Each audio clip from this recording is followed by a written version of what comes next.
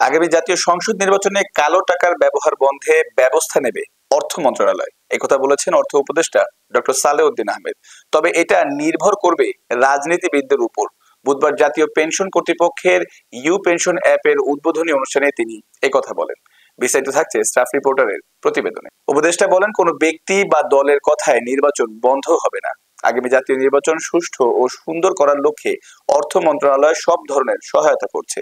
আইন শৃঙ্খলা নিয়ন্ত্রণ রাখতে স্বরাষ্ট্র মন্ত্রণালয়কে সব ধরনের লজিস্টিক সহায়তা দেয়া হচ্ছে। সার্বজনীন পেনশন স্কিম প্রসঙ্গে তিনি বলেন, স্কিমে চাকরিজীবী, শিক্ষক সহ সব পেশার মানুষ অংশ নিচ্ছেন না।